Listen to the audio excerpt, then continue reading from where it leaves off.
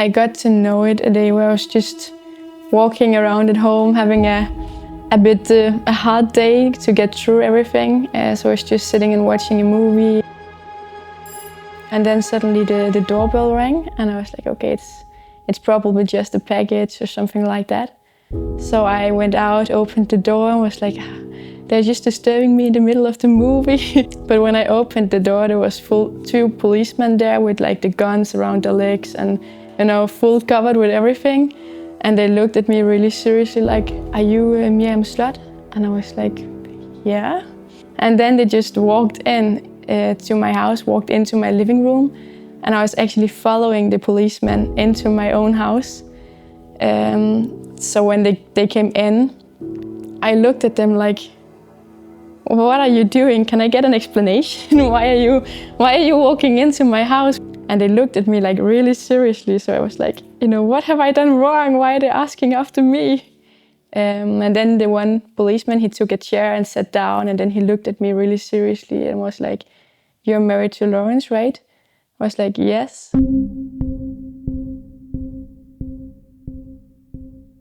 So they told me that he had been in a really bad accident, fell through the roof and fell 7.5 meters down and landed on his head on stone ground, that they were fighting for his life and he was probably not going to survive. And my first reaction was I wanted to go and tell Esther that we had to pray for Papa and that we had to pray for her father. So I sat down and looked into her eyes and wanted to tell her that she had to pray with me. But when I looked at her big shining eyes looking at me, was like, I just could not tell her that her dad would not come home for dinner. And then God reminded me that 2 weeks ago, God had actually given me a vision where I saw how 2 policemen, they knocked on the door and they told me that Lourens had fell down a roof and I should follow them to the hospital. And it was exactly the same that happened here when the policemen come. And we were driving with blue light the whole way to the hospital, driving in the wrong lanes and on top of things where we were not allowed to drive. And everything really had to go fast. We were almost hitting a car on the way, and it was really chaotic to sit there in the car, just so filled with peace, praying with Esther, my daughter, and they were just really seriously and rushing the time because they thought he would die before we got there. And he was laying there, but he was not awake, and he was covered with blood all over. And there were standing like 10 nurses and doctors around his bed and working on him. And I just went there to the bed, looking at my husband, giving him a kiss and telling him that I loved him. And then I started to pray for him. Everybody thought he was going to die. They told me constantly that he was going to die, that he would not survive, that I needed to know that they were fighting for his life and that I would probably not see him again and I would not be able to bring him with me home.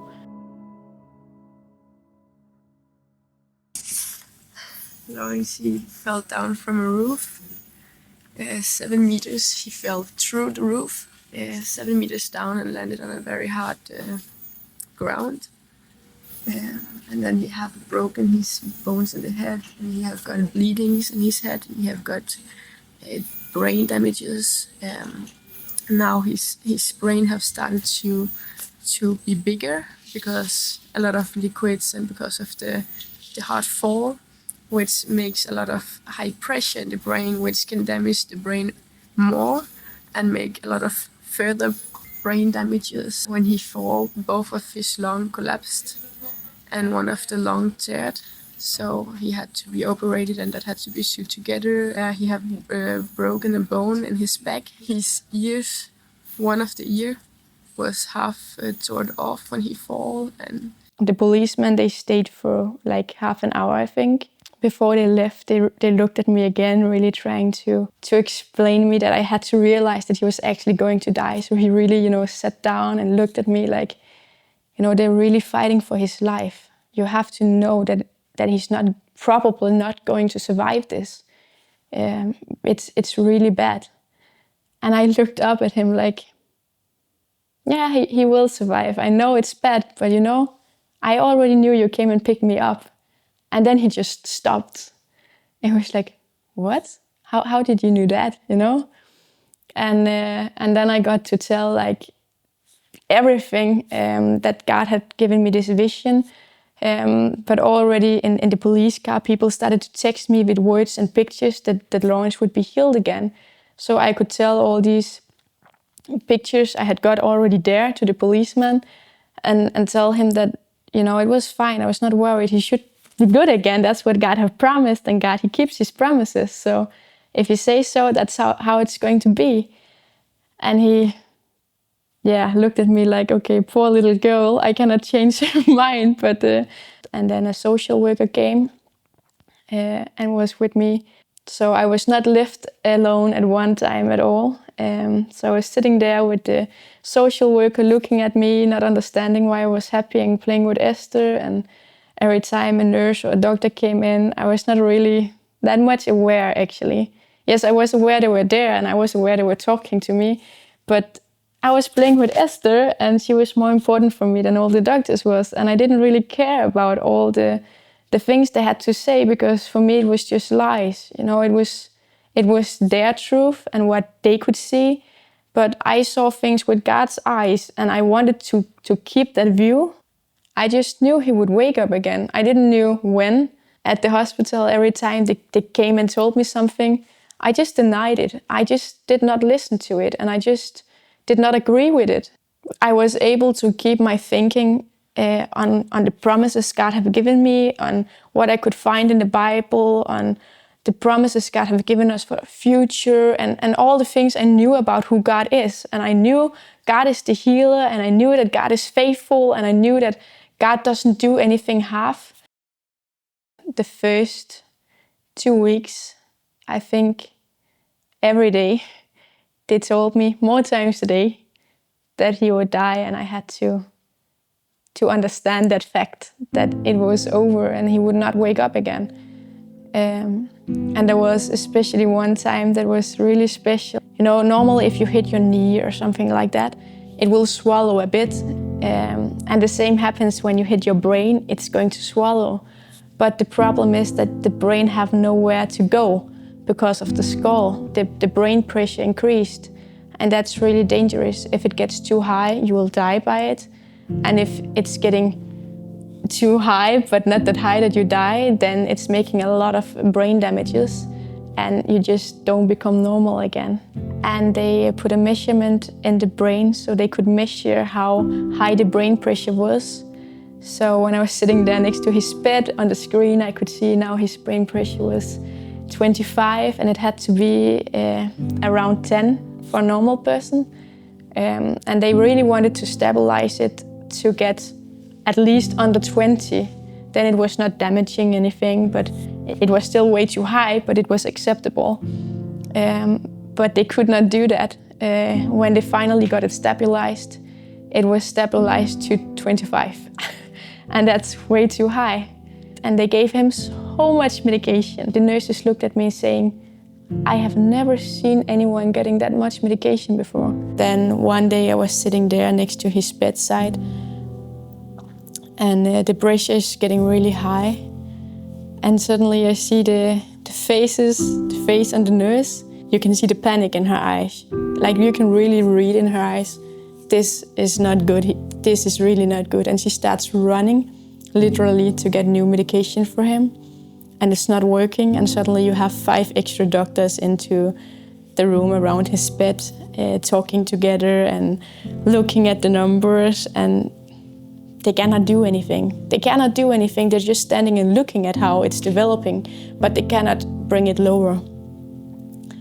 So at that point, one of the doctors, he comes and sits next to me, and then he looks at me, you know, really with these serious eyes. I have to tell you something I don't want to say, but I have to. Then he says, I think he's going to die now, we're losing him. You cannot survive when your brain pressure gets so high. At that point, his brain pressure was between 70 and 80, and it has to be around 10. Before in life, you know, I have been afraid of what should I do if my husband suddenly dies? What should I do if I stand alone? How should I continue my life? You know, it's not working, I cannot do that. But at that point where the doctor came and told me now he's dying, I just had the biggest peace ever. And I just looked at that doctor like, it's fine, you think so, but he's not. And the doctors, they just looked at me like, what is he doing? Is he ignoring what is going on? Is she in shock? Why does he react like that? And I explained to him, no, seriously, I mean it. It's okay. He's not dying. I don't care what you're saying. It's fine.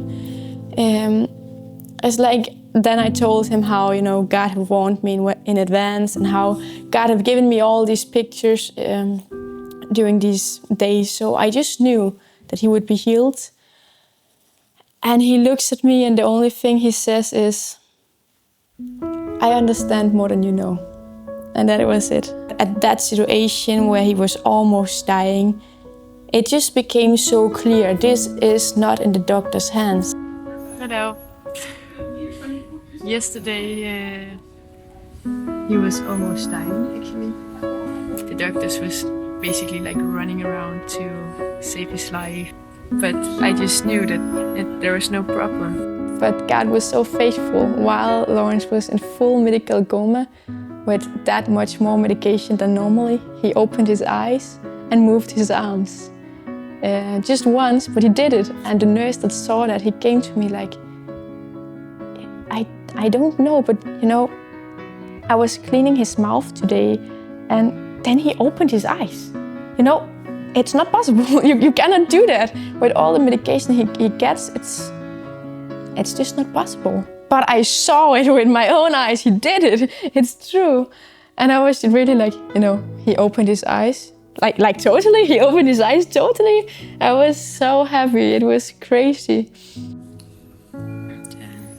And he said that he thought it would be good to try to wake Lourens up from the coma, try to reduce the medication. I remember one time I was holding his hand and I was telling him that I loved him.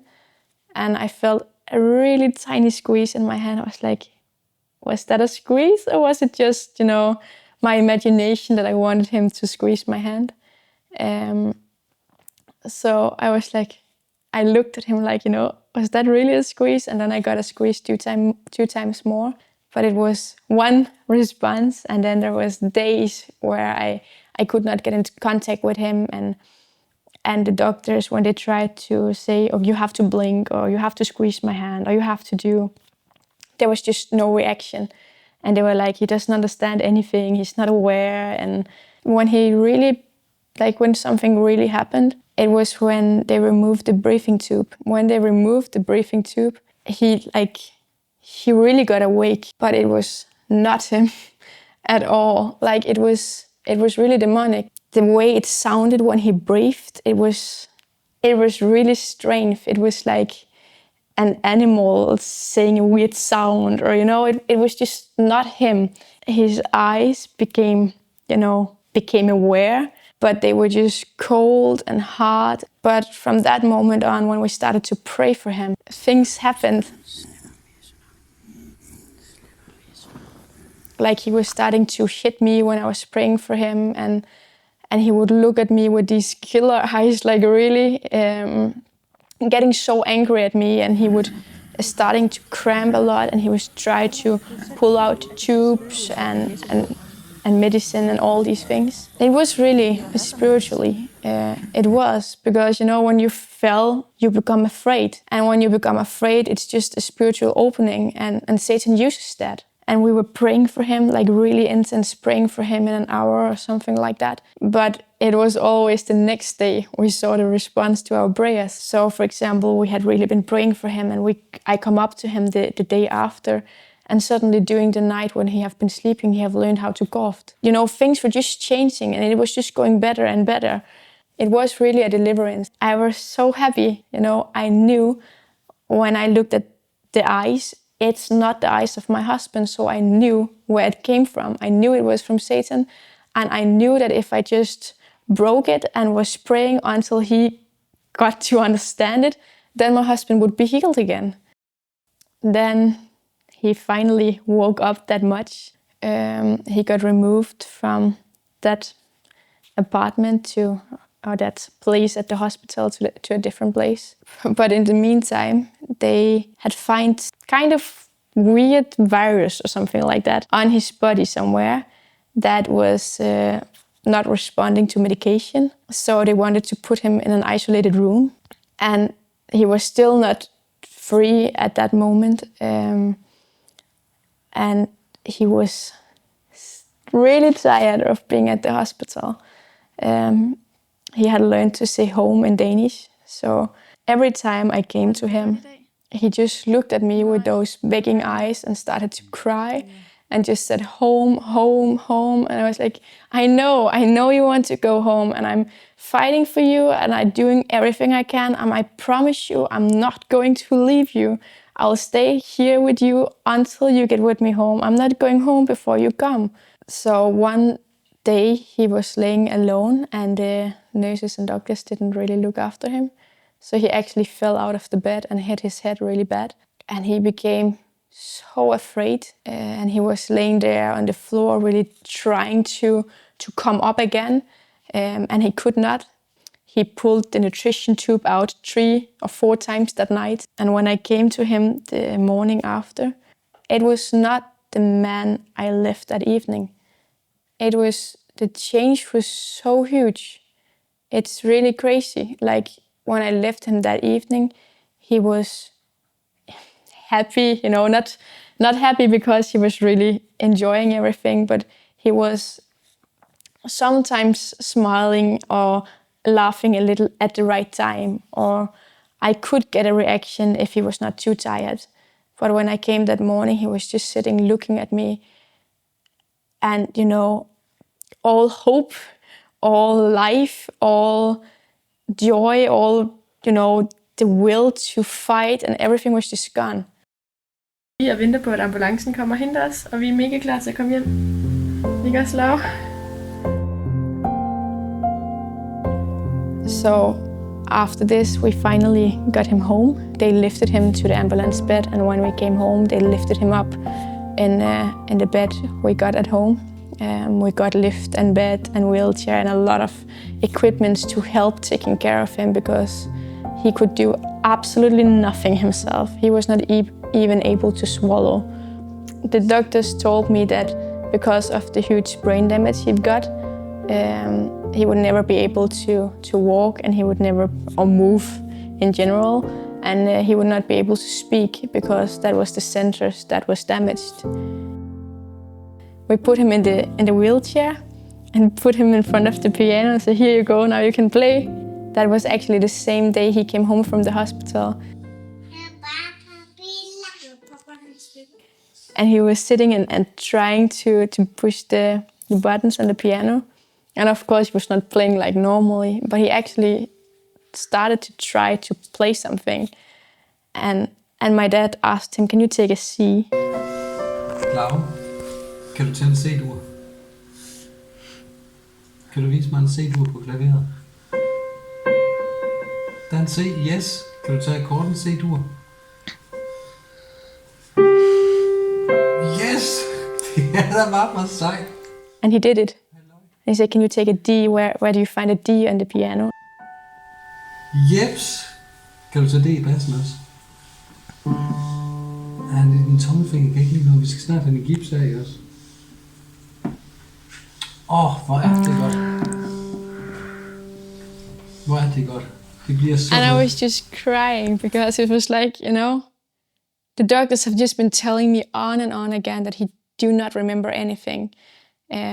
That he would never be normal again. And just to see him sitting on that piano, actually remembering the chords, I was like, oh God, he is coming back again. It's coming there step by step, but I can see it.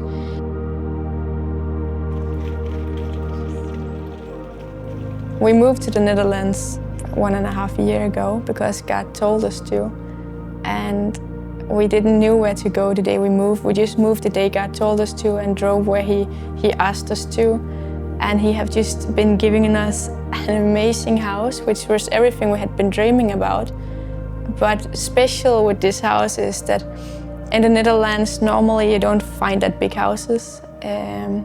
And normally you would have all bedrooms upstairs. You would have very small toilets, normal doors, of course. But this house has been an old caretaking place. So the doors are white, and we have a bathroom that's huge. We have all the rooms we need downstairs. And it has been such a blessing in this time, because otherwise Lourens would not have been able to be at home. We would not have been able to have all the things we needed to take care of him. There would not have been space for them. He would not have been able to go to his bed because he could not climb the stairs. He would not have been able to go to the toilet because it was too small for the wheelchair to fit in there. But now, because God have blessed us with this house, Lourens were able to come home, and yeah, everything have just worked together. So amazing. So this was the first week to sleep here. Then this one we have never really used because Mirjam and her dad were a bit stubborn.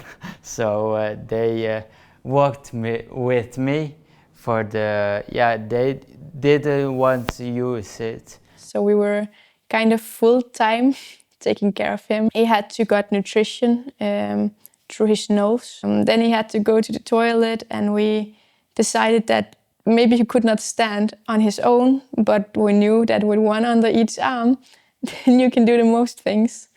So we took him one under each arm and lifted him basically to the wheelchair, and then drove him to the toilet and lifted him again to the toilet. And then I was holding him, because otherwise he would just fall down because he didn't have any balance. The nutrition tube, we had to throw out 30 bottles of nutrition that we had got with us home from the hospital. That was what they estimated that we at least would get to use. We could always order more. After 1.5 or 2 weeks home, the nutrition tube were gone. We started to practice going on the toilet already when he came home. So the diaper and everything is also gone. We tried to make him stand, but he didn't want it to stand, so he started to walk. So he took his first 5 steps. The physiotherapist, he had been here once, and then he was trying to walk with Lourens, and he was really surprised, because Lourens was walking like through our whole living room 2 times, back and forth with the rollator, but he was walking himself. He had heard from the hospital that he could not do anything, and he came 2 days after he came home. So he was like, what? And then he decided that he didn't have to come every week, because he thought it was going quite good. So he's calling every week instead. And when I'm telling him how Lourens is doing, he's just super surprised. It's really like, what? Are you seriously? Whoa, you have to be careful that you're not going too fast, because, you know, your body also needs to follow. So it's really funny. Now his record is to walk 4.2 kilometers behind a wheelchair. But then we have the doctor, he's coming here once in a week. And the first time he came, he was really skeptical. He was not very happy about the idea Lourens was home, because he had been talking with the hospital and heard how bad he was doing and all these things. He was looking and observing, not saying that much, not being that happy. But then he came while we were eating lunch, and he saw that Lourens were eating. And then he came while the physiotherapist was here, and he saw how Lourens was walking. And now he had been here 4 times. And then he was like, I don't really see any reason that I should keep coming, because everything is going quite good. Of course, there's still a long way to go, but you do improve. And I think it was good for you to come home. I think you're doing better here. And I was just like, yes, that's true. Thank you for realizing.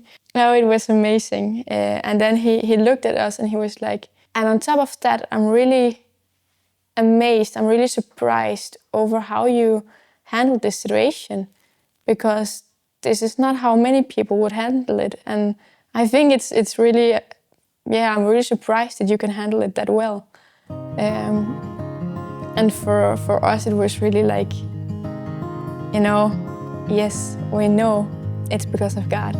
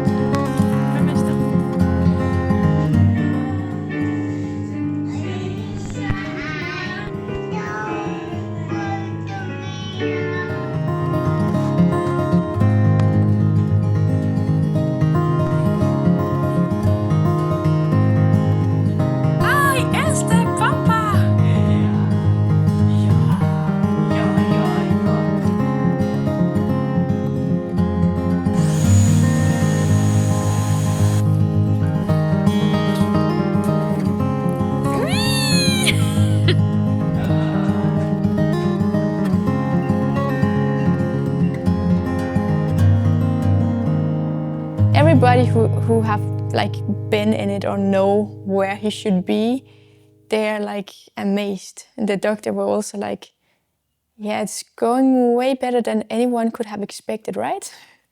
And I was like, you don't know what we have been expecting, but it's true, it's going really well. I know many people after they wake up from coma and all these hospital situation, you can easily be depressed. But God is good, and He really helped us through it all. And there is nothing to blame Him for. So we can just be happy for that I am still alive. I should be that.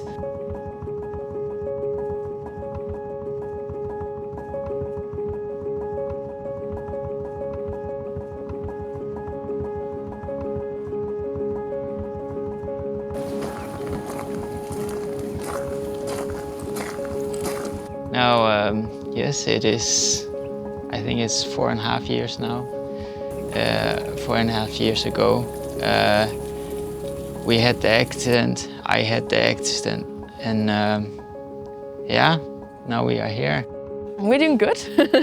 we're living in Denmark right now and living on a big property with a lot of ground and just being busy with life, you know, having 4 children, using a lot of time outside, using a lot of time renovating, going for walks, praying, spending time with God, whatever, you know, just doing life. You know, after the accident, I improved a lot very fast. But at the same time, I also had a very long road to walk. The last years, I had also a lot of mental struggles, you know. I had these thoughts, you know, like, why did God just not get me home? I want to be with God. God have taken us on a journey of learning, how to fight the right way, how to carry each other through these hard times, to be patient and to trust in Him. That morning of the accident, I didn't get to say goodbye to Lourens. He was standing up at 5 o'clock in the morning, leaving before I even woke up. And I have had so many regrets about not standing up that morning, not greeting him, not saying goodbye to him before he left. So really, you know, enjoying the time you have with each other when you have each other.